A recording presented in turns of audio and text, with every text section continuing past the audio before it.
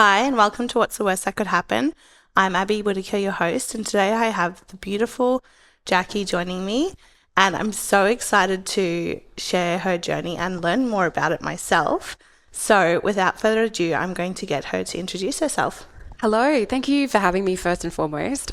This room is just magical and I feel like it's just the perfect environment for having some great chats. Hi everyone, my name is Jacqui. I am a public speaking and media trainer coach. I work with female founders and business owners about how to elevate their stories on stage, on camera, on podcasts. It's definitely a love of mine, having grown up as an actor. I still am acting. I've got a short film that we're filming in 2 weeks' time up here on the coast. So it's going to be great to flex those skills again. And yeah, I'm just really excited to dive on into this. Awesome. I actually saw that you had gotten a role in a Yep. short film. How exciting. It is. The excitement never wanes. I mean, I've been doing this for 20 years and you still get excited for every audition. You still get excited for when you've got the script in front of you and you're pulling everything apart and you're just like, it feels like home. When I mean, as I've gotten older and I've transitioned more into business, when you get to have those moments, you really relish in them and you just go, cool, I'm back into that creativity. I'm back into something that lights me up. So it does offer a really great balance between business and then freedom, play, imagination. Passion. Passion for sure. Yeah, Yep. I love that. I think for me, it's been a bit of a journey to integrate those things back into my world. Yes. And just realize that business is fun and I'm super passionate about it, but what are the things that are filling up my cup outside of that? So important. Yeah. Totally. So can you tell us a little bit more about your journey? So right now, I think your main kind of thing, correct me if I'm wrong, is coaching people to speak. Yes. How did you get here? Okay, so my business was born out of COVID. I was back in Perth at the time and I was on the cusp of being a full-time actor. To give people a bit of context, 1% of actors worldwide are working full-time. So it is not a career I would go into for anyone listening who thinks I'm going to be in Hollywood, because that is a very small percentage worldwide of actors who are available to work. And when I was in Perth, it was this beautiful mix of doing some TV commercials. I was doing a lot more voiceover back over there as well. And I was on that cusp of just making a living out of doing that. And then COVID just shut everything down. I remember we were doing a commercial for RAC, which I think you've got RACQ over here, so same insurance. And we were trying to do the distancing, but it hadn't quite been enforced in Perth as viciously as it had been on the East Coast, because this is where COVID started. And we were just trying to get it done. Like everything that we could rush through, we did. And then almost days after, Perth went into their first official shutdown. And so work just disappeared. I remember my agent had sent out an email to everybody and she's like, if you are one of my voiceover crew, here is a couple of links for some home equipment. Buy this and it just means that you will still be able to work from home. So that was a saving grace, but it still just wasn't the same as being in the studio. I think they sort of cut down on what they were doing. And it was just that slap in the face that you had given your life to get to this point. And the flip side of that was when we were in COVID, I mean, I just shared this with someone yesterday, we were binge watching Tiger King back then. Netflix was our saving grace for some of us who could not work. We were consuming books and audiobooks and we were listening to Spotify and musicians. And all of a sudden, the people who were keeping us sane were the ones that were no longer in work. The actors, the musicians, they couldn't go out and gig, which is where they build their audience. And, so it was just this conundrum for me. I was just like, this is not fair that someone who'd built a career out of doing something was not allowed to work, but someone who was 16, 17 could work at Woolies for a couple of hours a week. And that was absolutely fine because they were considered essential workers. Yeah. And it wasn't until a business coach said to me, I was ready to go back to uni at this stage. I was just going to be like, I've got to do something. I was going to go back and do teaching or psychology. I went down that rabbit hole of doing all the research. And then I think I stumbled across my very first business coach. And in that introductory half hour, she said, but everyone's on Zoom. No one knows what the hell they're doing. No one knows how to speak properly. Like people are still trying to run businesses and manage teams, and now everyone's spread out everywhere.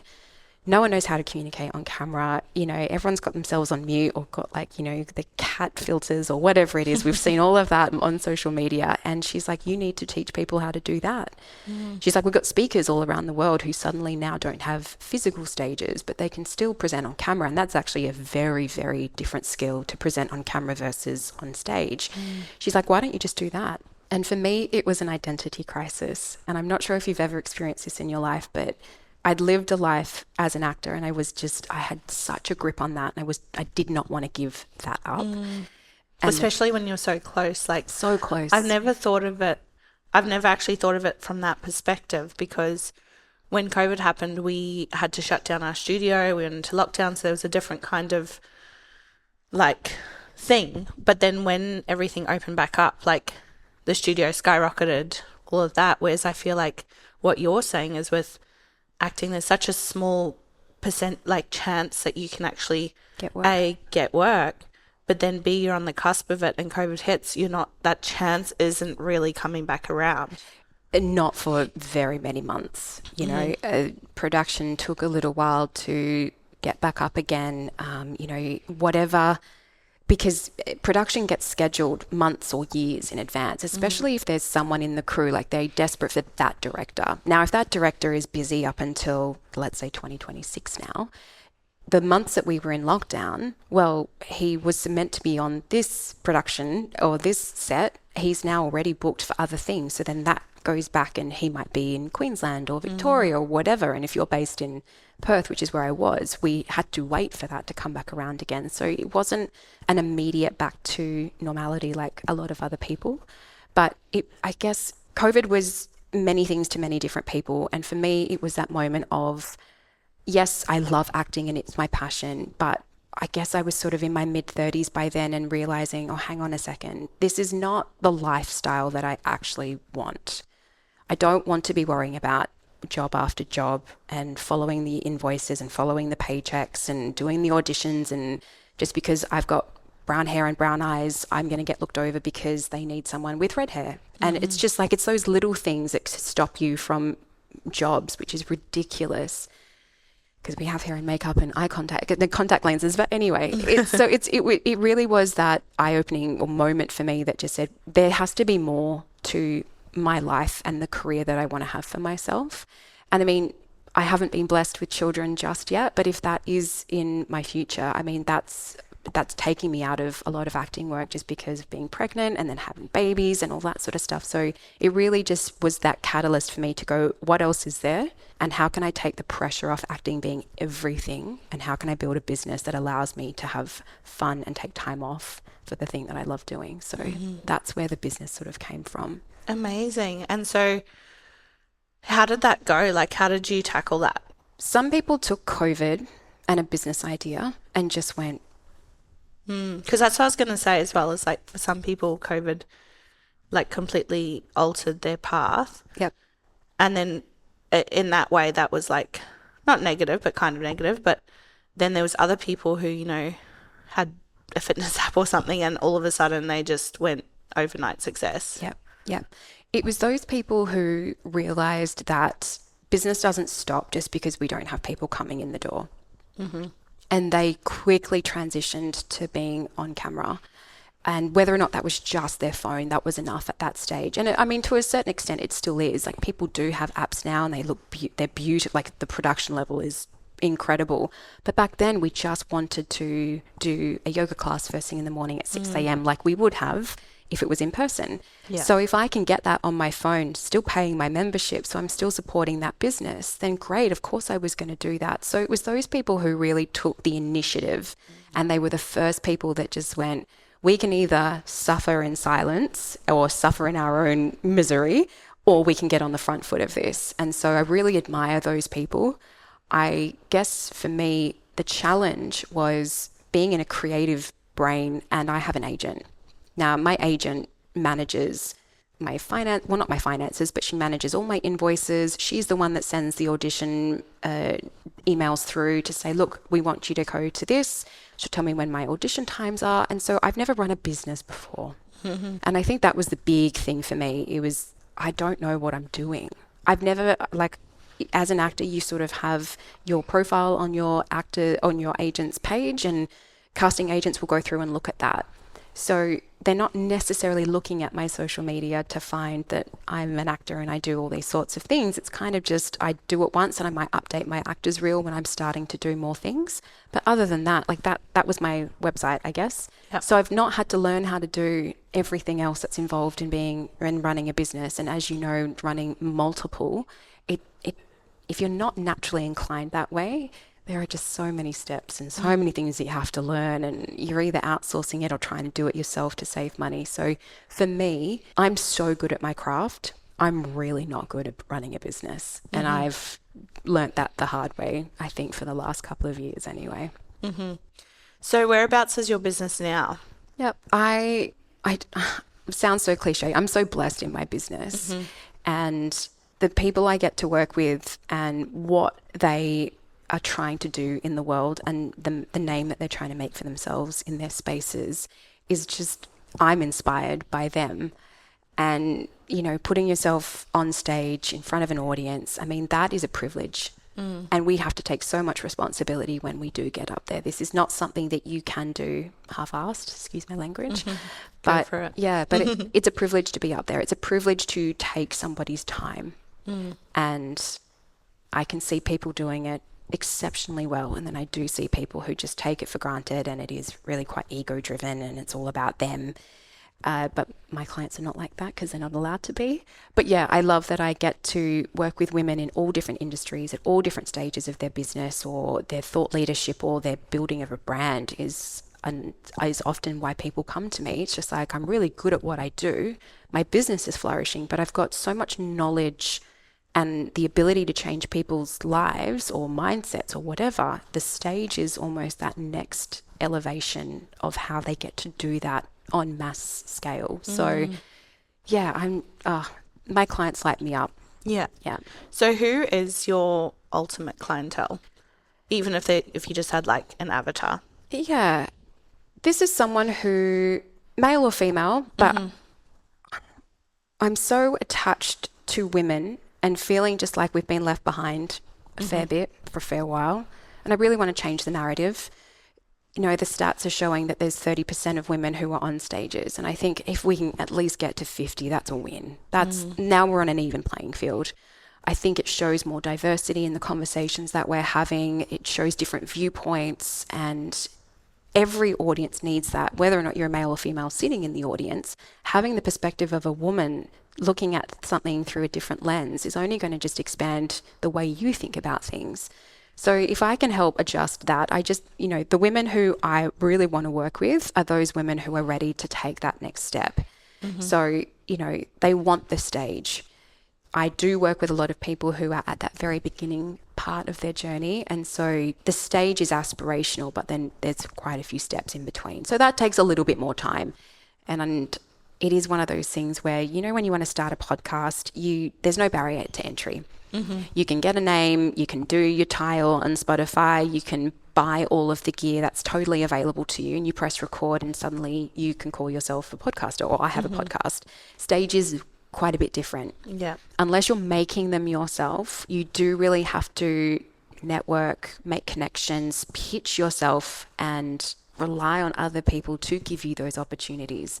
So it's a longer game. And a lot of people, when they say, I want to be a public speaker, they want to go straight to paid. Yeah. So my ideal client is someone who's maybe at that stage where she's ready to do the work. Yeah. Maybe the story's already, she's figured out what that is. She's got confidence. Maybe she's presenting at work, or she's doing, International Women's Days and a few other events, maybe as panels. And then that next step is, I'm going to hold a room for an hour and they're going to listen to every word I have to say. And yeah, that's the type of woman I really want to work with. I love that. I think it's so interesting when you talk about the privilege and the responsibility of it being on a stage as well. I mean, even massive names. I went to a couple in the last couple of years, like big, like at Brisbane Entertainment Centre and stuff, and you walk away feeling so disappointed. So disappointed. You're like, but you do so well, like on your podcast or whatever. Yeah. And then what you just did was just rubbish. Yeah. Different skill sets. Yeah. It's a different skill set to hold somebody's attention or get someone's attention on social media. We have people who have got, tens of thousands, hundreds of thousands of followers on Instagram. And so suddenly we just assume, oh, they'll be a great speaker because they've got a great story. But the skills are different. There's so many layers to this. But I think the misconception is that someone who has a big following, A, is going to be a great speaker, and B, is going to sell out your event. And quite often, no, neither of those things actually happen. So, yeah, they could speak really, really well on a podcast, but this is so intimate, and it's just the two of us. And sure, the camera's on, but I'm not even worried about that for a second. Suddenly, even if it's a room of 50, you have to hold every person's attention. You've got to make eye contact with them. You've got to check the energy levels. If they're on their phones, or if they're looking away, or if they're starting to shuffle in their seats, do you have the skill set to go, I've got to change this up. What I've prepared is not working. And if you're I think I was watching someone who was just reading notes from their phone the other day, and I'm just like, that's not what I came here for. And It's like literally my pet peeve when you go to a presentation or something, and then I've had this in a few teacher trainings. Oh, okay. I've been to teacher trainings and they're just reading the manual. Yeah. And I'm like, bro, I could just read the manual at home. Yeah. Like, you've literally lost me. And I think that sometimes when I think of public speaking, I've only done a few panels and things like that. And obviously I do my podcast, but I think about teaching. Have you done Pilates? Have, yes. Sometimes when I hire people as Pilates instructors, I feel like there's a very base level of having to have those skills where you can read a room and every single person. So that's 14 reformers in our studios, and then make every single person feel seen. Yep. And then be able to command the room as well. Yep. Which I think I feel like that would translate to what we're talking about. It's exactly the same. My motto or my thought leadership on this is that every time you open your mouth, you're public speaking. It's how you show up. It's how you communicate. It's how you hold your audience, whether or not it's just the two of us or whether or not it's 1,000 people. It's about an energy exchange as well. And I love Pilates Reformer. It's like my favorite. However, I don't understand just by listening. I'm a visual person. So that Pilates instructor could say whatever move is coming up next 3 times. I'm still never going to get it. I'm going to watch the person next to me. It's those Pilates instructors who will find the spare machine if it's available, or they will get right into the middle of the room, and they'll get into that position. And I'd be like, great, thank you. You've possibly read that a few people are in the same boat as me and have adjusted maybe your teaching style, or where you have to situate yourself in the room so that everyone can get their eyes on you. And I really appreciate that. They've understood that there are different levels of learning or different ways of learning, and they've adjusted because of it. And it's such a great perception skill to have. But, going back to what we were saying before about reading from your phone or reading from your notes, or sort of standing behind a lectern and reading the slides from their laptop that's now up there. I didn't come here. I didn't pay $50 to a couple $100 to read your slides with you. I want your story. I want your opinion about the industry. I want you to give me things that I can, tangible things that I can take away and start implementing in my own life, because I'm here to listen to you because I'm struggling with something. Otherwise, I've got other stuff to do. So it is a privilege. And I think just some people, they disrespect that, and that really frustrates me, because there are a lot of people with small followings who are doing this work. Even if they're doing something like Toastmasters, they're still investing in being better, and their story is so much richer, and we don't even give them the opportunity, because we think that someone with 15,000 followers is going to be better than someone with 2. So it really is. It's definitely quality over quantity when it comes to follower count, but that's just my personal opinion. How do you find, so in terms of the training that you do, or the coaching. Would you call it coaching? Yeah, I'll call it Yeah. coaching, yeah. What's your process? I mean, you don't have to go into full detail, but like, how do you speak with someone weekly? Like, are you like what's the kind of, Yeah. yeah. For me, I break it down into three very distinct elements: storytelling, audience, and then stage presence. And not that one has to go first. It just depends on what part of your journey you're at. So if you're a very beginner, but you're just like, I've got a story to tell, I know it's in me, I've got aspirations from stage, but I haven't even written my story down. Like, it's all just in my head right now. So we would start with storytelling first. Then we would look at what type of audience, what type of stages would you want to get in front of, because then that helps craft that story or that keynote or that presentation. And then we would obviously get to stagecraft as sort of like the final piece of the puzzle before we look at what opportunities we can start pitching for.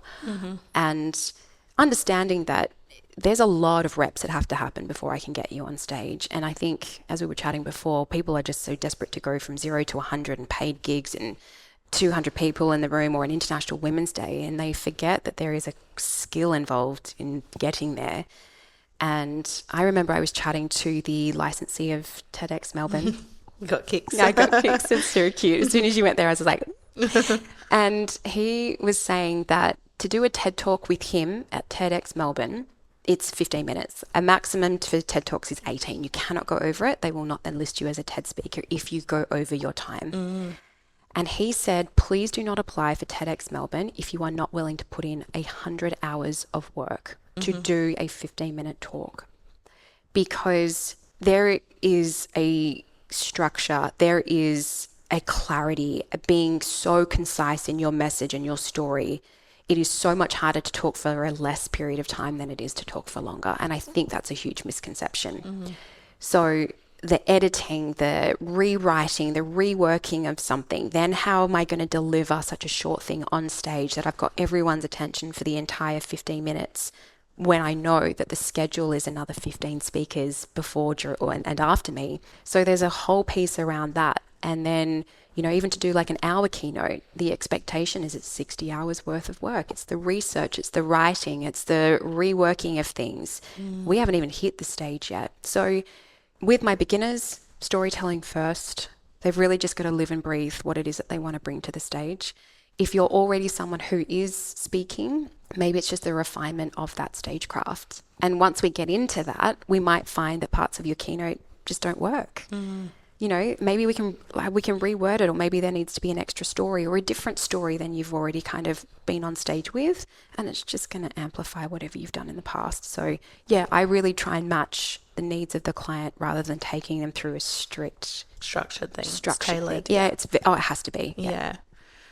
I was thinking of a few things when you're talking then. One of them was just when you talk about, you know, speaking for a shorter amount of time is so much more difficult than a longer amount of time.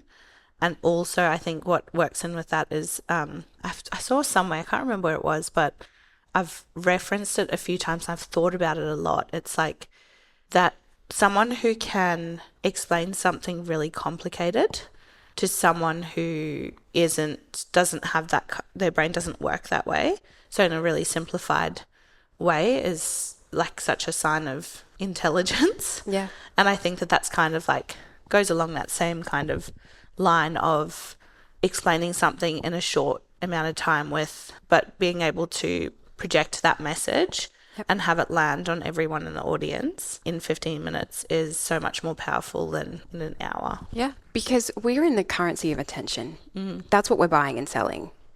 You're buying someone's attention to be watching the little clips of this on Instagram, and whether or not that propels someone to come and listen to the rest of the podcast, right?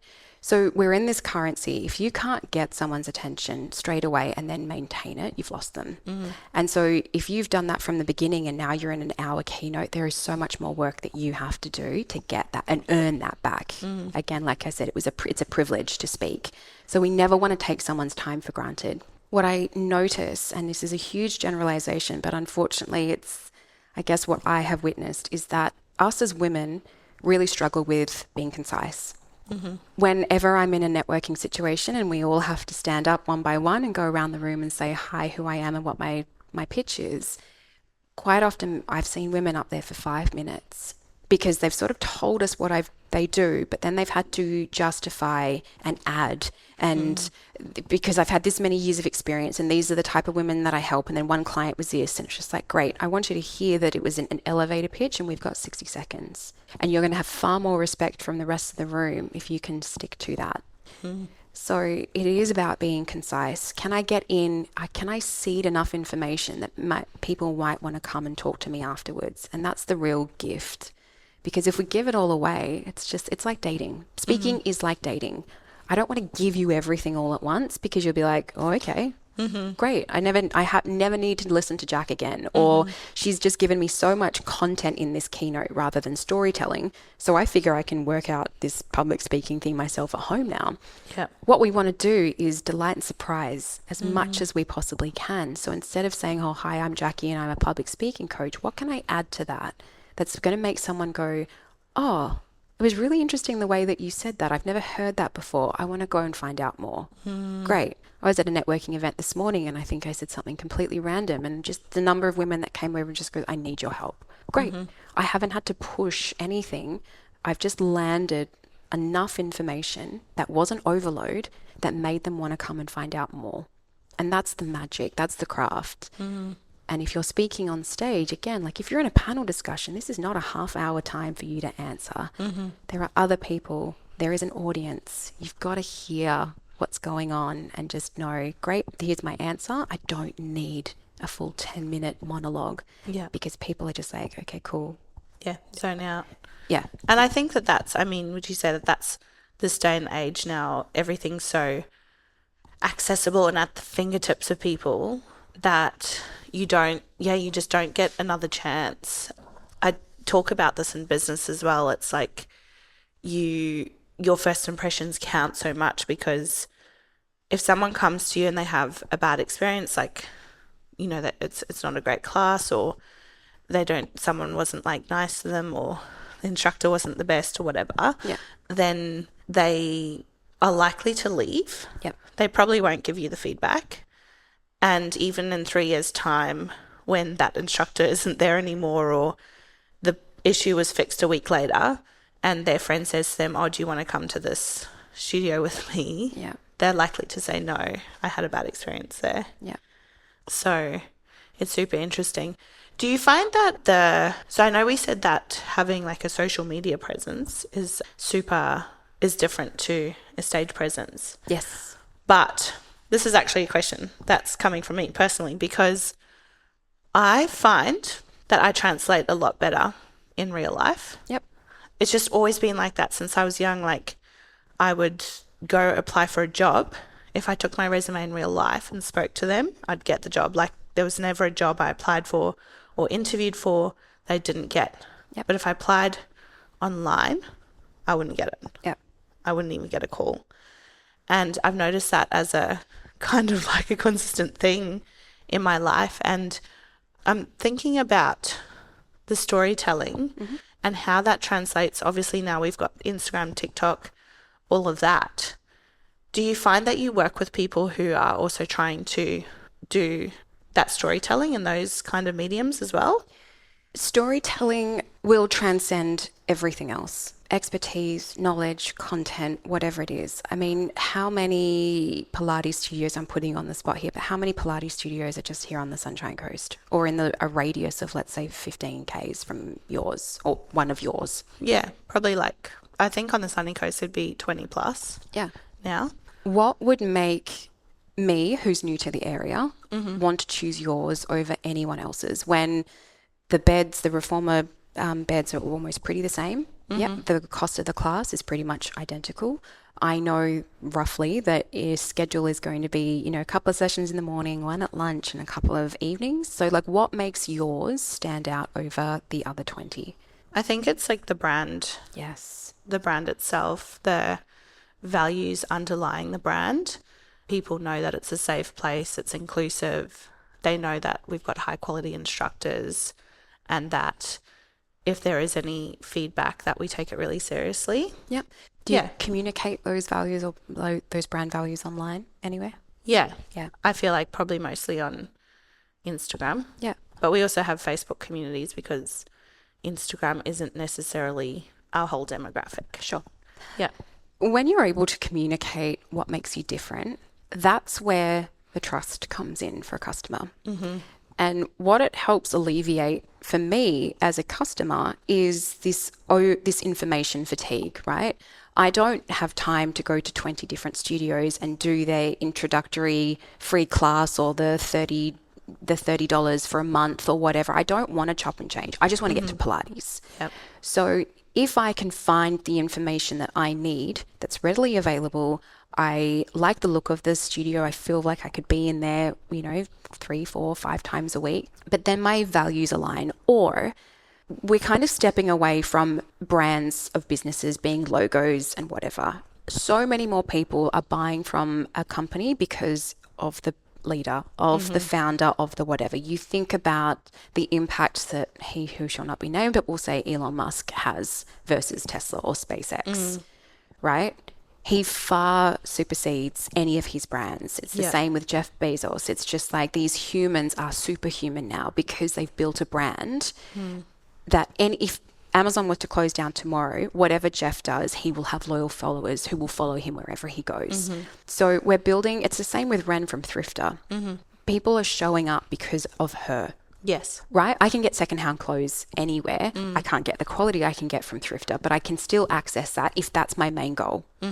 We go because of Ren. Yeah. We go because of the brand that she has built, the teams that she has built, the environment that she has built, like everything. Every time you walk into a Thrifter, it doesn't matter which store you're in, it's always the same. Right? So there's a reliance there. There's a trust. I know when I go there, I'm going to get great clothes. It's all going to be, good quality, fairly decent price. I'm not on Marketplace trying to figure out a time to see this person, then suddenly it's sold. So she's built a brand. Now, anything that Ren does, whether Thrifter closes tomorrow, she will have a legion of fans who will follow her, whatever she goes into next. Based on her personal brand. Based on her personal brand. Because she shows up consistently and she communicates what's important to her every single day. Yeah. And that is the power of someone over. I mean, she's about to go down. Well, she is in Melbourne. It's Thrifters Central down there. Yeah. Yeah. There are thrift stores everywhere.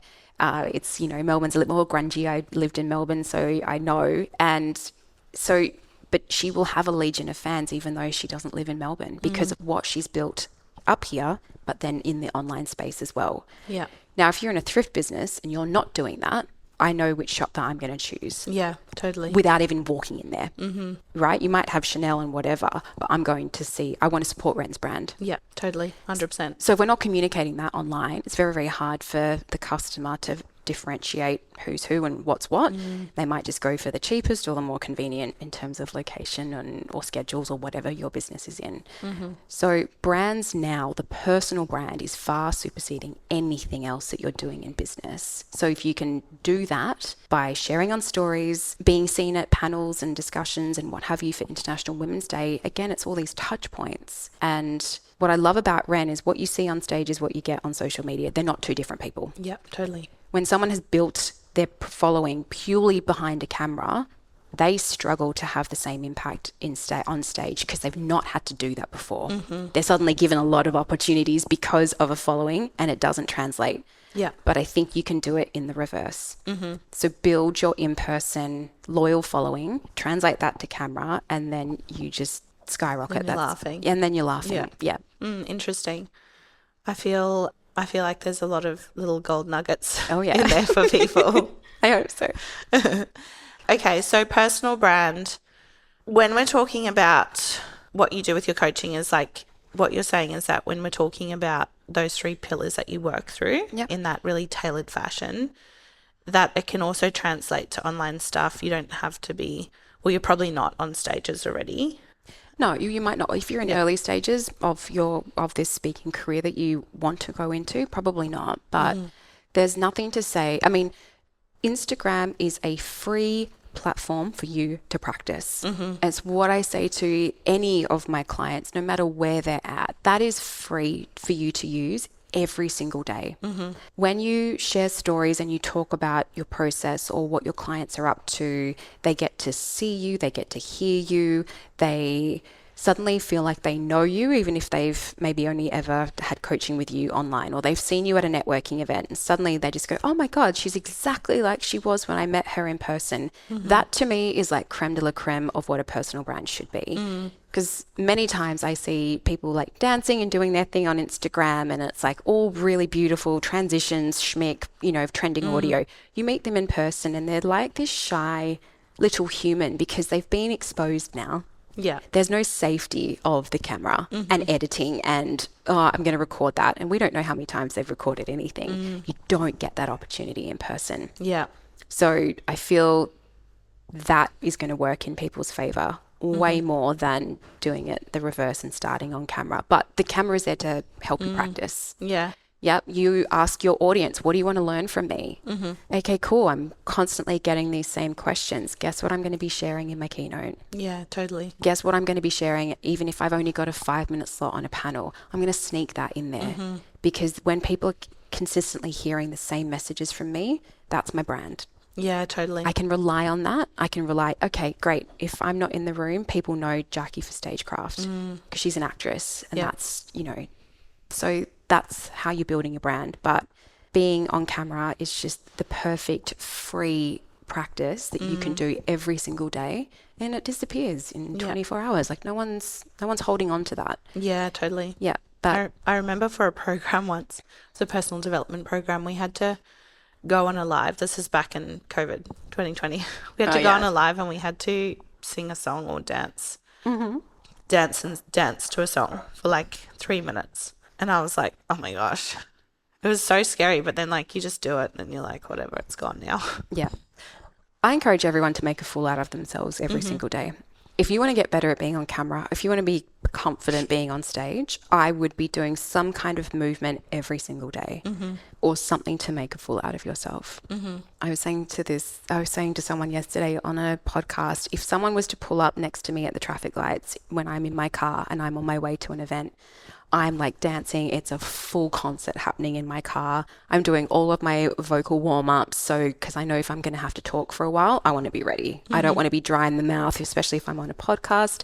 But I'm doing voice trills. I'm doing the horsey noises that you do. I won't do that in front of the microphone because it'll be way too loud. But like it is a full-on warm-up production for me, and it would look ridiculous to anybody else. But as far as I'm concerned, they're not my problem. Yeah. What they think of me is the least of my problems because I've got better things to be worried about. And I know that there are going to be people listening that just go, oh, I'm too scared, or it's what are people going to think of me, or it's like that judgment from other people. I think as we get older, we lose less of that. Yes, I agree. And we just go, I don't give a fuck. Yeah. Yeah. I love it. Right? If I want 10, 20, 30, $100,000 months, do you think I care about what the tradie next to me is maybe laughing at? No, absolutely not. I'm getting to live my truth, working with the humans I want to work with, and I get to travel and, you know, just do whatever I want and have that freedom to do whatever I want. So that's the greater picture. So everything else just pales in comparison for what it is that I want. And I've spent so much of my adult life wanting what other people have, and I've realized that the only difference between where I'm at and where they're at is that they just go after it and I just keep overthinking mine. Yeah, because I was just thinking actually with that singing thing, it's like when you see people doing that, what do you think? Go them. When I see people doing that, it literally puts a smile on my face. Yes, absolutely. I want whatever they're having. Yeah. You know, when people have got the silent disco headphones on, they've never felt more free in public in their life. They are hiding behind the headphones, of course. They would never probably do it if they didn't have headphones on. I remember I was in London, just September of last year, and there was music playing and I was dancing down the street. My friend was mortified. He said, I can't believe it, you did that. And I said, I don't care. Yeah. I don't care what these people think of me. I even had someone do a whoop whoop. So it's almost like that permission slip for other people to go, okay, well, if she doesn't give a shit, then I don't want to give a shit either. Yeah, exactly. I'll have whatever she's having. And that was no caffeine, there was no drugs, there's no alcohol, there's no whatever. I want to live in the moment and have fun. And if it's at my own expense, great. Yeah, definitely. Yeah. I feel like even on top of that, I sort of started maybe like in the last 2 to 4 years just going being a lot more just like not caring what people think, you know, just letting go of that comparison and just, you know. And I feel like even in my businesses have skyrocketed, like not only like my personal brand and stuff, but and just even just my confidence. Yep. It's like if I'm going to go on a stage and speak like on a panel or something, I think just saying what you truly think is so much more powerful than saying what might be expected of you. Or what you think other people expect you to say. Exactly. Yeah. I remember there was a moment where I was just wore the wrong shoes and just didn't have an idea of what the stage was going to be like when I got to this speaking event. And the heel of my shoe got stuck in the stairs on my way up. Mm-hmm. And so before I had a chance to open my mouth and start anything, I had fallen flat on my face. And I could just hear the gasps from the audience. And a lot of people, I mean, that's their worst fear right there. Before you've even said anything for people to judge, you've just made a fool out of yourself. And you can look at that two ways. I mean, I can't get off stage. I mean, I'm speaking, so I can't run and hide anywhere. I'm just going to, you know, go on and just be embarrassed and do whatever. Or I actually just took it into the first line of my speech and I said, well, that was an entrance, wasn't it? And everyone just went, Yeah. Everyone just went, she's got this. She didn't let that phase her. She took the laugh. She laughed at herself. We're in for a show now. Yeah, totally. So, yeah, you're going to F up regardless, right? Whether it's a story on Instagram, whether it's being on stage, you might flub your words or mumble. At this networking event this morning, the lady next to me is a friend of mine. She muffled her first take on her elevator pitch. And she just went, you know what, I'm going to start this again. Yeah. Yeah, she's done this a million times before as well. It was just in the moment she got caught up in something. She said, do you know what, everyone, I'm just going to start this again if you don't mind. And she just went with it. Yeah. She didn't die inside. She just accepted that this is human behavior and did it again. I love it. So good. Yeah. So through the process of your business, what have been some challenges you faced or fuck ups, learnings, lessons, however you like to phrase it? Yeah. Challenges, F-ups. I mean, I think back to acting, and it's probably something I'd love to bring into conversation anyway, so great segue. I remember being on the set of A Place to Call Home, which was Channel 7 and then moved to Foxtel, and I was in a scene opposite Marta Dusseldorf, who is one of the most beautiful Australian actresses. She's probably not as well known as, you know, the Margot Robbies and the Nicole Kidmans, but as an Australian actor goes, she's constantly in work. She's just phenomenal. And in this one particular scene, I had 2 words. And I was so green to the industry and didn't realize, again, this privilege that we get when we have someone's attention. We have viewers watching TV. We have their attention, or we're trying to keep their attention. And I was so nervous. There's so much that you can do to prepare for being an actor, but being on set is a different beast. It's like when you're speaking on stage. Nothing prepares you for when you step on stage and now suddenly 100 eyes are on you, 100 sets of eyes are on you, and you're just like, and we did a take and we were getting everything organized, and then we went for action. And she had a couple of lines, and then I said whatever word. I said only 2 centimeters. She was pregnant. She was dilating. And she actually corrected my line and she said just 2 centimeters. And even though it was a very slight difference in words, she knew my words as well as her own. Like, that was the level of preparation she went to. And it wasn't, and I took great offense to that, not because she's a bitch. I just went, oh my God, I'm so not ready. Imposter syndrome came rushing over me. There was a crew of 10 in front of you plus 30 in the background all watching monitors and being organized. So you can't hide. You can't run away and just go, this is not for me, sorry. So in that moment, you've just got to find it and just go, if I'm putting myself at this level, I've got to perform at this level. And what she really taught me was that preparation begets everything. Mm-hmm. You can be the most charismatic person. You can be that person that just goes, oh yeah, I just go up on stage and wing it. But nothing will outdo preparation. Mm-hmm. And I think that is something, like I was chatting to this woman this morning and she's like, I'm trying to do stories and like there's like 50 on my phone now. And I hate it and I just delete all of them and then I don't do any of that. And I said, okay, well, how are you preparing? what did you do? Did you rehearse? And she's like, what do you mean, did I rehearse? Well, I said, did you take the pressure off of being on camera straight away and just talk around the house or talk to yourself in the mirror? She's like, oh, no, I didn't do any of that. And I said, why not? You know, like you think of athletes, how much time goes into the warm-up before they even do the thing, right? They're not just starting. Then, no one's doing a 100-meter sprint having not done any warm-up, massage, mindset work, getting them in the game, doing whatever their motivation thing is, or like their affirmations or whatever they tell themselves. They don't just walk into the stadium, put their shoes on, and then off they go. There's such a process involved. And so I think when you can master what your preparation looks like, it's just going to make such a difference to the final product.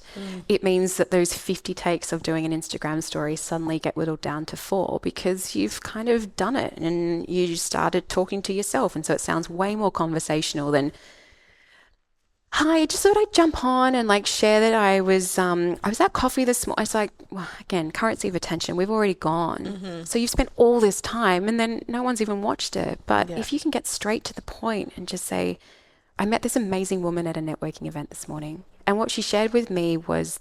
And immediately that's more captivating. Immediately I want to watch that story. But if I haven't done the work behind that, then it just falls on deaf ears or people are swiping past. And preparation is just so important. I just wish more people invested in that before moments like that when the pressure is on. Yeah, when they've actually got people's attention. Yes. Yeah. I love that. That's a great learning and tip, I guess, as well. You know those people who you see on stage and you just think, I could have listened to them for hours. That's because of preparation. You can't fake that. Yeah.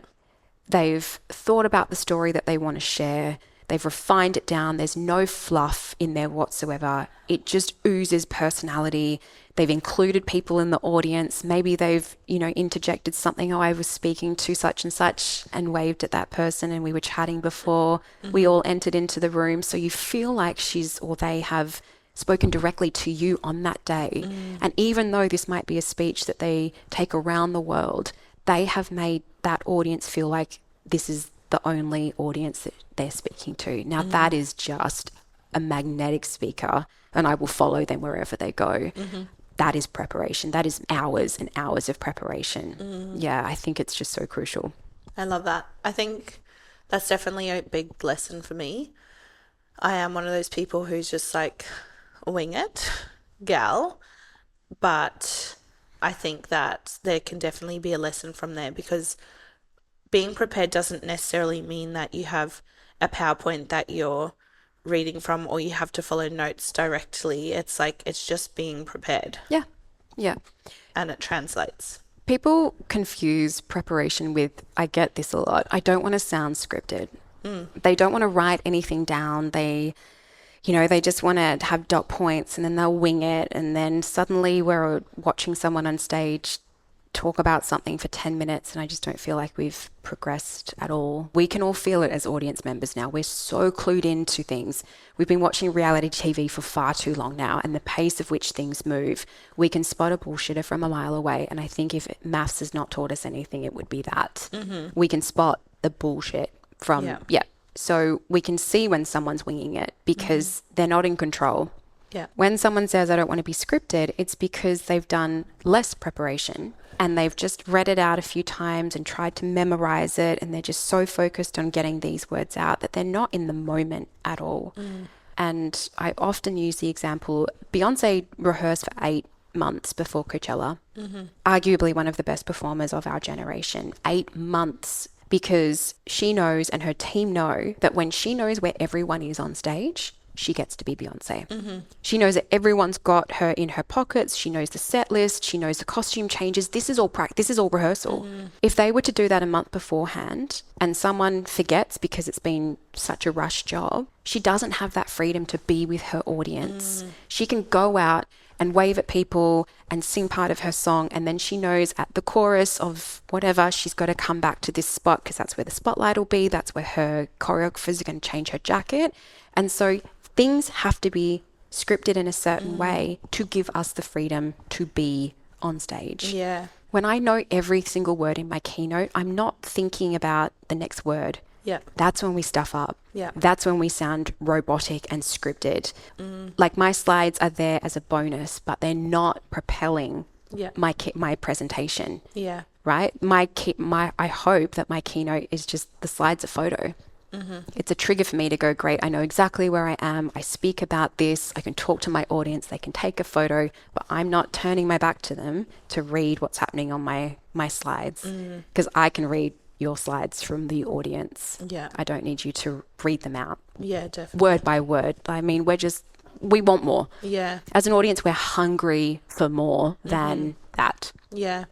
And I suppose, like, you know, when you use the Beyonce example, it's like she knows all the words to her songs and stuff. Like, she could go on stage and wing it and do a good performance, but the difference between a good performance and a great performance is that preparation. Yep, absolutely. But I mean, even if you distill it down to maybe she goes on Jimmy Fallon and she's launching her new album or whatever, and she does a performance there, right? Not Coachella, not 100 dancers, not musicians, not any lights or anything like that. She's still doing a vocal warm-up, even though she's been singing since she was a child. You know, she's still making sure that she's worked with the audiovisual team and the lights to know, you know, she's still done a rehearsal at Jimmy Fallon's, you know, studio before the show goes live. She's just not walking on stage, having done none of that, and performing even as incredible and as experienced as she is.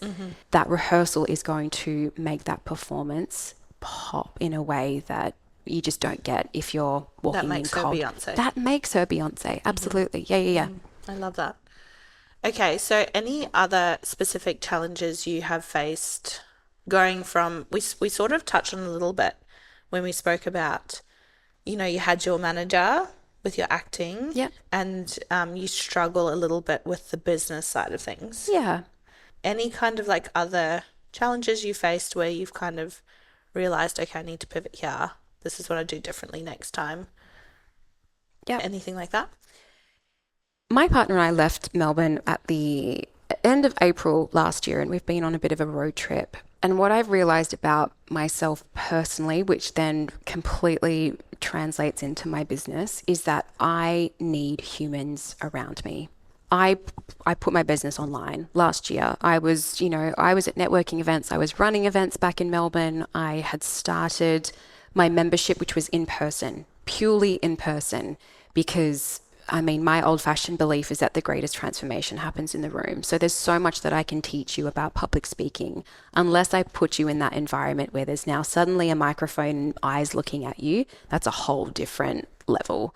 And so if I can be there with you in the room as that's happening, it's like that next stage before I get you to the stages that you want to be on. But you've got to live and breathe that. It's muscle memory, right? If I've been in this environment before, okay, well, even if it's 50 people, I've been here. I know what's going to happen. I know, okay, great. I've managed this scenario before. I can come back here and everything's going to be okay. But when we took off, I mean, obviously all of that just disappeared. I couldn't do the same. The membership continued, but it just wasn't the way I wanted to run my business. So now that we've settled here, it's just been networking. I mean, as I shared with you earlier, I was at something Tuesday night, something in Brisbane last night. I was at something this morning, because being in the room for me is the way that I do business. It was the exact same way that I did acting. Like with your resume story, you know, if you submitted online, hardly anything. If you took it in immediately, there was a difference. Yeah, people I'm get definitely being in a room person. Yeah, which is why you'll see me at networking events as well. Yep.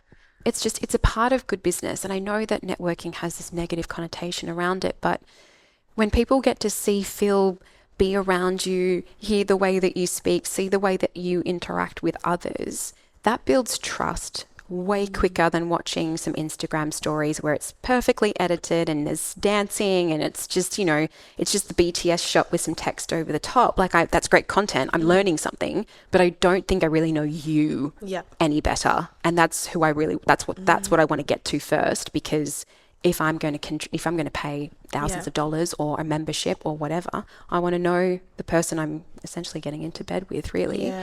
So that the I just whole want to interject there as well. go. I think also just like around the networking event thing, I've thought about this before. I think that obviously that perception of it and stuff, I actually think it depends on what your intention is going to the networking event. 100%. Because some people like, okay, go to a networking event to try force a sale on someone or something. You know, it's like it's very like transactional. But for me, when I go to networking events, it's because I'm genuinely curious to meet people Yeah. and I'm interested in learning about them. And, you know, maybe I'll meet someone who is interested in learning about me as well. Yeah, And absolutely. it's a very different experience. Yeah. I had coffee with some girlfriends yesterday, and purely from one coffee catch up that someone else organized, I met Jolene. And then I took her to an event with Holding Space with Grace. And then we met another lady who was sat next to us, the three of us together, and we just got chatting. And then we met Megan. And then we went to one of Ren's events a couple of weeks ago, and it was myself and Jolene. And then we met Kate. And then we all went out for coffee yesterday. And it was just like, you get to meet humans. And I almost couldn't imagine life, even though I've met these people in the last 2 months, if that. I couldn't imagine life without them now. And none of it has been transactional. I've not even offered my services. They're available, but I haven't gone buy my stuff. Come sign up with me. You know, we always G each other up on Instagram. If someone puts up question boxes, you're like, what question do you want us to ask? And so we're just contributing to each other's lives way more than business. But if I went in with the intention that you kind of just shared, it's transactional, it's to get leads, it's to get, of course it's icky. Who wants to do that? Yeah. And then as soon as someone says to me, oh, so what do you do? I was like, can we talk about something else? Yeah. Like, get to know me as a person before you make a judgment call because of my title. Totally. Yeah. So my success in networking has actually been the friends that I need, because when I feel supported, my business is fine. It's a support network. It is a support network, absolutely. Yeah. And when you need something, you go to your network first.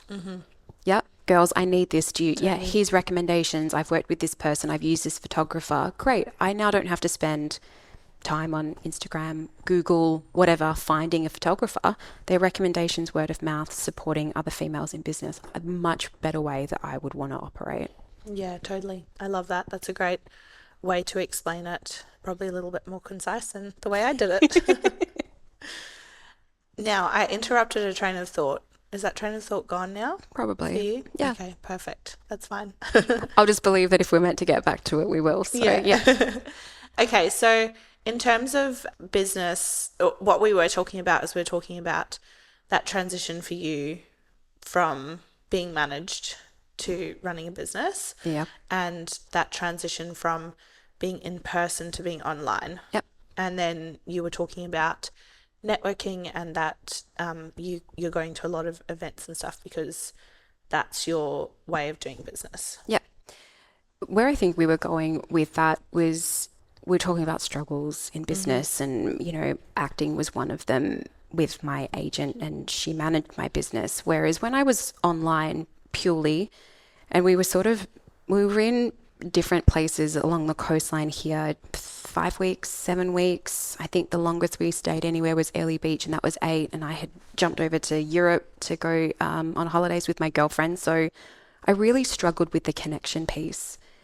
And because of that, my mental health just dive bombed.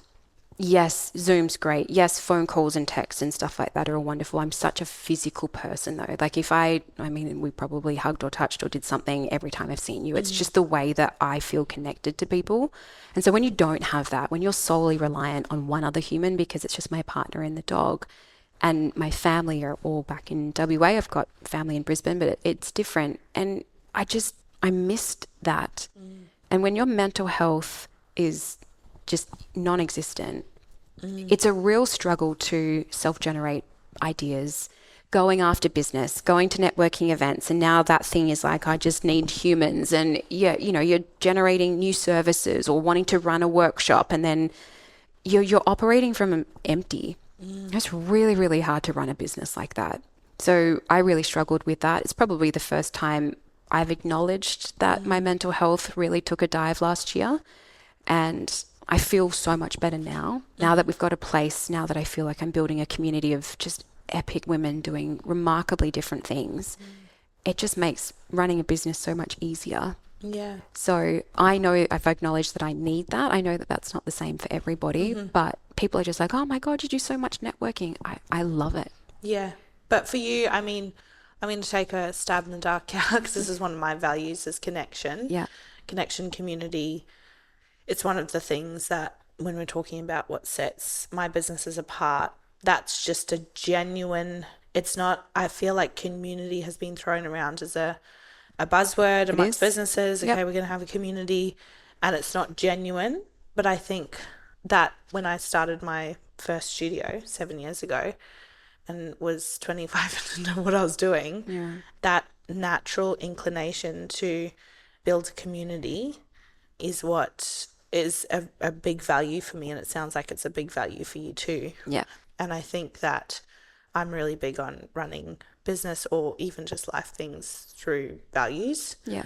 Because then you feel aligned and you feel in place. And I feel for myself personally when I've somehow the value, maybe I'm working with someone, the value just doesn't quite match, or I've done something that doesn't quite fit into that, even that slight little tilt away from forward has really impacted my mental health. And I would definitely put that down to, I had a bit of a mental health crisis at the end of 2023, and I definitely put it down to just one of my values just wasn't, like, I wasn't listening to my gut, and you know, that's kind of what happened. So I would say, well, from the sounds of it, sounds like connection and community is such a big value for you. Yeah, and I'll add the third C on that, if we will, conversation and communication, huge value for me with my business, clearly.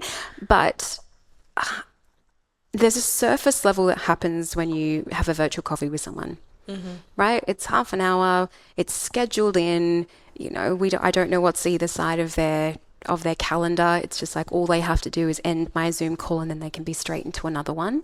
So there's a level that you can go with virtual coffee, catch-ups, coaching sessions, whatever. When you're in person, it's different. It's just, there's no other way to describe it. It's just different.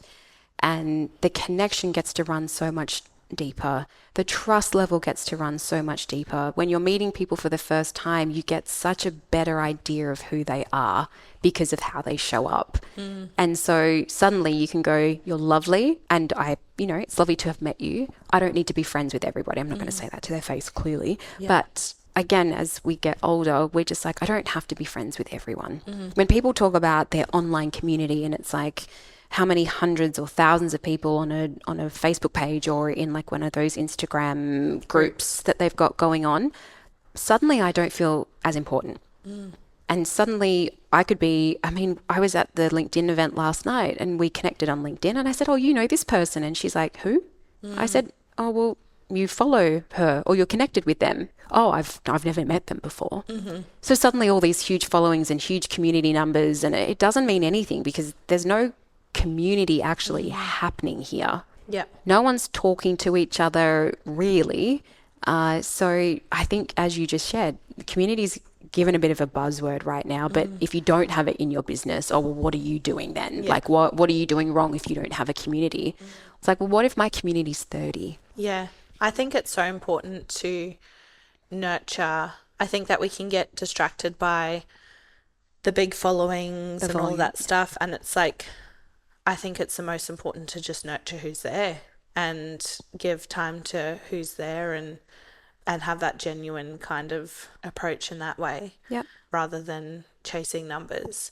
Because I even see this with, like podcasting and things like that. It's like views on an Instagram post or reel or followers does not translate to who's actually going to download and actually listen to your deeper content. And people are so busy that they might be listening, reading, watching anything that you're putting out there. They're not engaging with it. They're still listening. And you might hear back from someone in a week, 2 weeks, whatever. I said, oh my God, I loved your podcast. And I'm just like, can you just like it then? Can you just comment on it, please? It's going to help me. But you just never know who's watching. And so when the ambition is download rates and all of that kind of stuff, I mean, sure, if you're running a coaching business, and let's say for your Pilates studios, you've only got 14 beds in there at one time. Let's say 500 people listen to your podcast, and suddenly at the end of one of your episodes, you drop a special or come work out or come, use the studio for free. You actually could not handle that volume. So suddenly you're turning away so many people. You've disappointed them. Maybe this is the first podcast they've ever listened to of yours. You've dropped something, so they've liked what they've heard from you. You're super generous, but you actually can't follow through now because everyone wants volume, numbers of this, followers, this, like that. Can you actually service that many people? I mean, because the rest of it's just vanity metrics now at some point. But again, as we were sharing at the top of the podcast, numbers beget stages or opportunities or books or, Ethan Hawke came out just this week and saying that his daughter is now experiencing directors or producers. They're asking for actors with big followings because how that directly relates to their production is that, well, if you've got a big audience, that audience is going to watch your show. It's so, I feel like it's so, like it's relevant to an extent, but it's so irrelevant because you just never know the actual metrics of how something is transferring. Like I could have, say, 5,000 followers or 2,000 followers and all of them could be completely engaged. Yeah. Versus someone with 200,000 followers and 1% of them is engaged. Yeah. It's the same, right? It's the exact same. If you think about like the output of that, again, filling a class, I want to run a workshop. If I've got 20,000 followers and I've only got 10 spots, I'm disappointing a whole lot of people.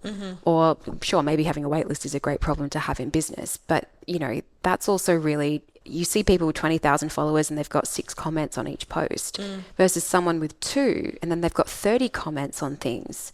You've actually responded to them. Things are now happening in the DMs. Sales are being made. Connections are being made. I mean, I know what type of business that I want to run. But, going back to the acting example with Ethan Hawke, and I believe his daughter's name is Maya. I might be really wrong. Maya, something around that.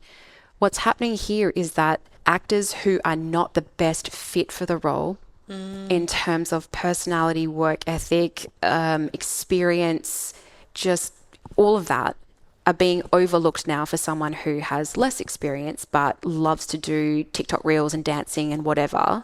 So the experience is way less, but their engagement or their numbers is so much higher that they will get the look in for the role over this person who's got 10 years, 15 years experience of being in front of a camera. And that is where we're doing such an injustice to every industry. Yeah, totally. And that needs to change. Yeah, totally. I think for me, when I think of, that's interesting. Like I wouldn't have thought, I mean, I just don't think about the acting industry because I'm not in it. Yeah, you don't know But, what you don't know. just, it is interesting that that's translating there as well. But what I was going to say is that for me, like, I think if we use Instagram or TikTok as an example, it's like everyone gets so caught up in followers. But for me, I'm like, I actually had let go of that like 4 years ago. Great. Because there was definitely that time where it was like validating, like Vanity more metrics. followers, whatever. Yeah. Of course. It's ego. But for me, I'm like, I'm on Instagram at this point as a business exercise, and people complain about Instagram. It's so hard. You're given a free platform here. Yep. To market, which wasn't around 30 years ago. Nope. And people had to have a lot of money to put adverts on buses and in newspapers or whatever it was. You've got a free opportunity here to do that for free. Yep. So stop the complaining energy. People are purchasing through Instagram. You might not have to have a website if you can drive all of your sales through Instagram DMs, and then it's just like, great, if you think that this is a really great fit, I'm going to send over a sales page or whatever that looks like. I mean, the girls who do websites are going to come for me for sure. But if you're starting out and you're building your own business, You don't need to now outlay $2,000 to $5,000 to $10,000 for a website.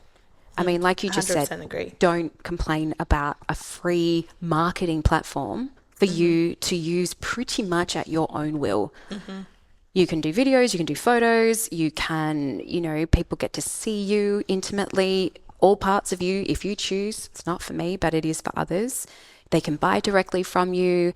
They can see who's following you. They can see how you're cross-promoting and, getting on other people's audiences. So touch points can be high using social media. You don't necessarily have to do the in-person networking like I am, but it's there for you. And again, like people will put so much time and effort into an infographic or whatever, and then they're like, oh, I only got this many likes. Well, like, but if someone turned around and said, I really want to buy your $10,000 branding package, come on, I'll take that. Yeah. Every day of the week for the hour it might have taken you to do that. And look, sure, then you can afford to outsource it. Sure, don't worry about it. But I 100% agree with you on that one. Yeah. And this is the thing with content. It's like you can get a professional videographer and you can do these beautiful videos that are, high quality. And then you can get, like, I'll use an example of mine is that some of those videos, it's like, they're not a flop, but like, they just don't perform as well.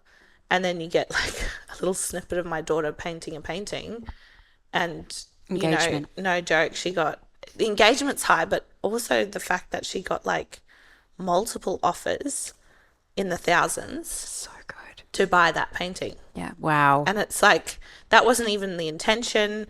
We didn't take any of them. Yeah. But, it's like that I just took a few videos while we were doing it. There was no intention there to sell or do anything. And yet maybe I spent thousands on a professional videographer for other things. And it's like kind of like, Yeah. Here's my take on professional video. You're going to spend thousands of dollars for something that really someone's going to watch 2 or 3 times and then they're just like, great, I've seen this now. Versus the free, readily available content that you can create on our, like the content and the pixelation on our phones is ridiculous. Even the sound now, you don't even really need, I mean, depending on the environment, but you don't really need to then go and have extra microphones or whatever. If you can find somewhere that's got natural light, cool, you don't need any of that either. But I think on social media, we love feeling like we're a part of that person's life. A fully produced, beautifully set, all of that sort of stuff video looks like a few steps away. It's lovely to look at, but it doesn't feel relatable to me. But yeah, I mean, if you know how to edit some stuff on your phone and maybe there's a good filter on that so it's consistent across your brand, then that's the type of content people want to see on social media. Absolutely do a brand video if you've got a website. I think the quality and the effort that goes into a website deserves that up level.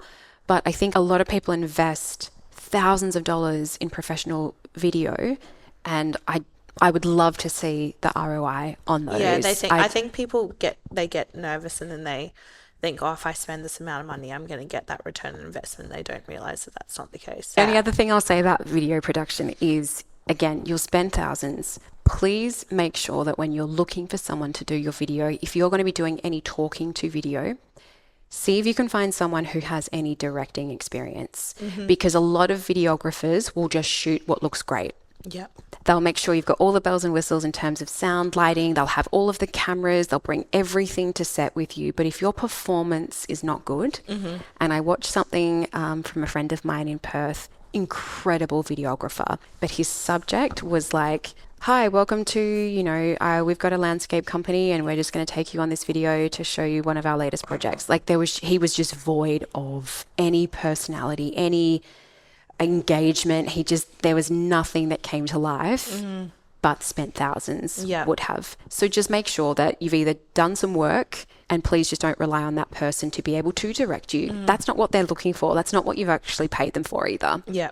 So I would just, it's so important just to have that performance if you're going to be doing a brand video for your website, socials, whatever. Yeah. Yep. I mean, that's a good tip for photographer as well. It's like, when I've had photographers, it's like it might be a really expensive photographer and they might have the great lighting and stuff, but if they can't just like direct you in a way that, you're going to enjoy, then It's a waste. It is a waste. Yeah, Yeah. because we see the difference. We're so clued on now as audience members. We're just like, okay, cool. Like, it's a beautiful photo, but that's not you. That's not the you that I get when you're on stories. Yeah. So I find that really interesting. But Yeah, totally. yeah. Okay. 3 tips for anyone wanting to speak on stages. Ooh. It doesn't have to be tips on order, Yeah, cool. Okay, fair but enough. it can be. Yeah. The first thing that I would go and do some work around is, what do you want to say? And if anyone comes to me and they says, oh, I can speak on everything, I'll be like, ooh, okay, I might not be the right person for you. Or we need to really figure out what's the greater good? What's the intention here? Because I can speak on anything. You can speak on anything. Whether or not people want to listen to us talk about lots of things, or whether or not they, again, it's like, you know, people come to you because they want to do Pilates. I don't need to really know how you feel about Australian politics or this or that. I mean, you might be very well versed on that. I'm not, so I'm not even going to go there. But people are coming to me for something certain, like specific. If I dilute that by speaking about lots of other things, I'm losing that Potency. Potency is a great word for it. So understanding what it is you want to share with the world and getting really specific on that. So when someone says, oh, I want to speak about mental health, I'm like, cool. What about mental health do you want to speak about that makes you stand out from everyone else who's a mental health speaker? Is it industry? Is it your personal lived experience? Is it stuff that you work on with your clients? Now we're getting the juice. So story is so important. And I think people, again, just overlook it because they just want the stage now. Yep, I've been speaking about this forever, so I'm ready. Cool. Where are the nuances? Yeah. Where are those moments that you really draw your audience in rather than just talking very surface level, which I believe a few people are doing at the moment. And again, we're not connecting to them when they do. So understanding what it is that you want to say, and really you've got to do the work. It's all well and good to have your story in your head. That means nothing to me as your coach. I need to get that out of you. You need to start doing some writing or some typing or some journaling or whatever it is that your process what it looks like. Because there's going to be moments of your life that you're going to share with me, and that's actually the ticket. That's the thing that's going to get people to turn around and just go, I never knew that about Abby. Or the ultimate compliment that you can be given as a speaker is, you made me think about that differently. Or I've never heard that before. Like, that gives me tingles. Like, that is the ultimate compliment as a speaker. I've heard many speakers get on stage and I've learnt nothing new from an hour. They've regurgitated the same quotes. They've used the same stats that other people have been using, or it's just common knowledge. I'm not sure how integrated you are with marketing, but if someone uses Maslow's hierarchy of needs again in a presentation, I will lose my brain because there is nothing new about that concept. If you're going to use it, what's your unique take on it? Because I can read that in a book, or I can watch a YouTube video. Why are you here in front of me? Yeah. So yeah, you've got to find those nuggets that are different to everyone else. And that takes time and that takes digging. The next thing I would get you to do is focus on your voice. There are a few things that are definitely in the Australian vernacular that drive me insane. And they are, like, we have this tragic way of upwards inflecting when we say anything. That was a downwards inflection. You always want to try and inject more of those and pause. We're in such a rush because we get nervous, or we think that if we pause, oh, what are they going to think of me? They don't think that I know what I'm saying. They don't think I'm confident. So I'm just going to talk really, really, really fast, and I'm not going to pause. And I'm just going to fill silences. Let them come. Let that point sink in. If you're going to ask your audience a question, you've got to give them a chance to think about, what would my answer be? But so, yeah. Getting rid of your filler words, giving pauses, moments, upwards inflections, get rid of them. There's not, it sounds like you're questioning everything you're saying. Yeah. Yeah. What would be an example of an upwards inflection? I feel like this was maybe, I actually got a comment about saying professional. Apparently, Australians say words with a weird accent. Yeah. I think it's an upwards inflection thing that we're talking about. Americans don't do it as much. The English definitely don't do it. The Irish do. So if I was to say, hey, Abby, I would love to come and work at your studio. I think that I'm not sure like what you pay, but I think like $30 an hour would, yeah. So am I questioning my value? Yeah. Right? But if I came to you and said, Abby, I'd really like to come and work for your company. I think we're a really great fit and our values align. I can do this many hours and my usual rate is $45 an hour. Yeah, much more confident. Oh, absolutely. You're not going to question that at all. No. I'm going to have more or you're going to have more respect for me because I'm exerting boundaries. I'm asking for what I want, but ending on an upwards inflection just makes me sound like I'm unsure. Yeah. And so we never want to give that away because that's not our intention. But what we're doing vocally could be easily changed. And then suddenly people listen to us just go, oh, she's not mucking around. She knows what she wants. And I respect that. Yeah. Love that. Yeah. And what else? He has a compliment. I didn't know that before. What was that? He has a compliment. I've never heard that before. There you go. Yeah. Just learnt something. Yep. Yeah. But so I think the upwards inflection, again, the Americans just don't do that. And I think the thing vocally that we've picked up from our American friends and watching a lot of reality TV is that when we're hearing it over and over again, we just start doing it. And so when you're on Instagram and someone's doing like an ad or they're doing a sponsorship or a sponsor video for a company or a product, and they're just like, oh my God, you'll never guess, I've just tried this product. And then it's just like so amazing. And then they just do this trill and then it comes back down. And then you hear that same pattern on every single video. And it's really quite jarring because nothing's standing out now. Everything's just kind of blending into one. And we also just don't have the brain capacity to disseminate what's different because we're trying to create patterns in our brain to try and make sense of all of the information we're receiving every second. We can hear these things. It's the same when someone says, oh, I just thought I'd jump on. Like my brain has programmed that or given that a pattern to go swipe. I've pre-programmed anytime I hear that, that's my cue, that's my trigger. I'm swiping across. Yeah. For me, you're not standing out. You're doing the same as everybody else. That doesn't make you unique or interesting or delighting and surprising your audience, which I was talking about earlier. And I mean, usually what happens after someone says that is actually not that important. It's maybe something that's just like come up in their day. And I also don't feel like they've given it thought. So I don't feel special. Yeah. Oh, I just thought about this. I'm going to share it. Versus someone who says something along the lines of, I was at a networking event this morning and something that this one woman said to me just really changed my whole opinion on ... Yeah. Way more engaging than, oh, I just wanted to jump on and just share that, like, I was at this networking event this morning and one lady got up and she was really nervous, but she said this and it was really kind of cool. It like changed my perception on things. You just hear the vocal change.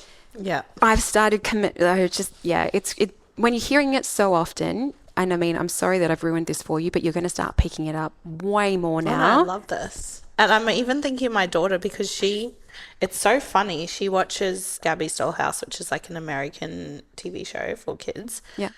And she sometimes when she's in her room, like she does lots of role playing and stuff. She has her teddies and then they talk to each other. So good.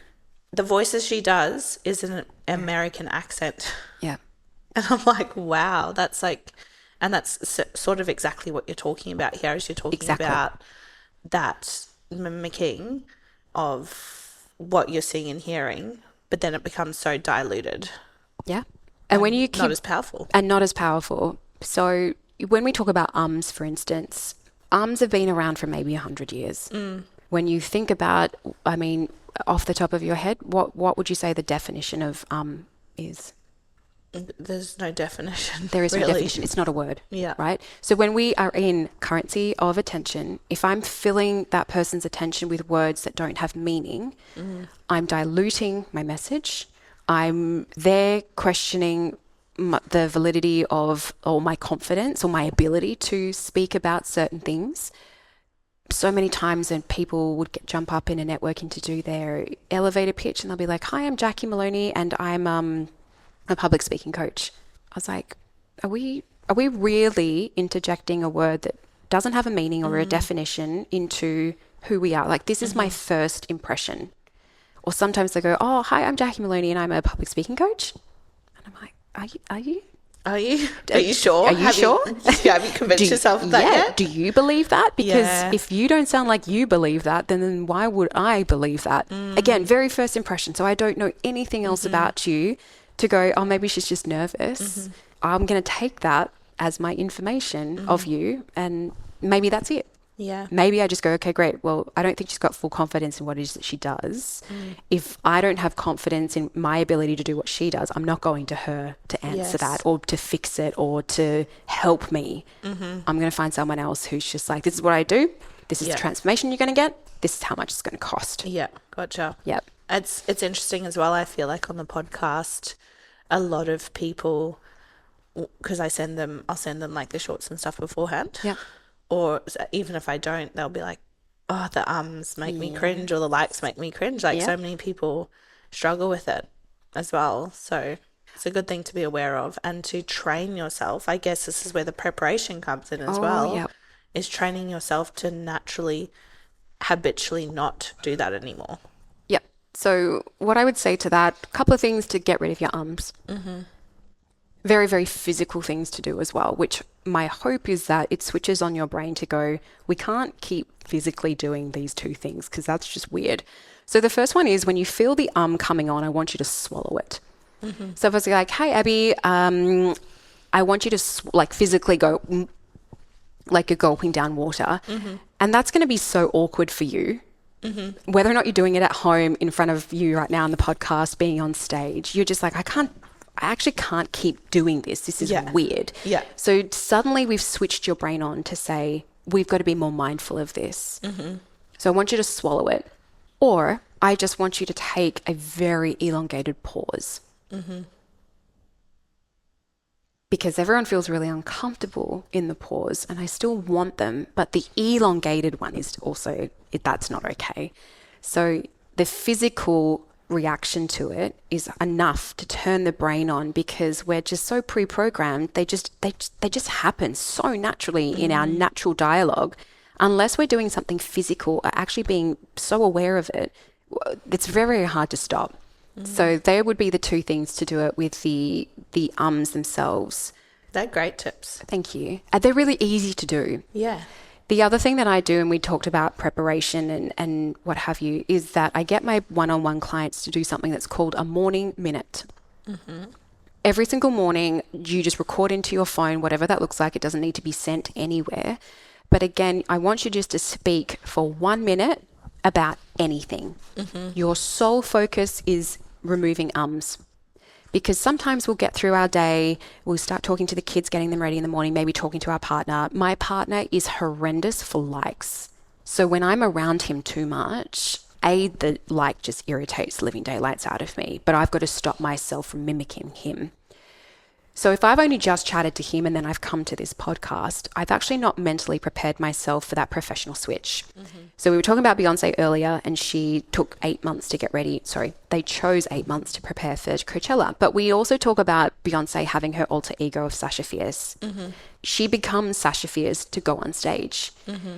When she's back being Beyonce, she's probably still that really quiet, softly spoken, just at home sort of. She was a gospel girl before she started with Destiny's Child way back in the day.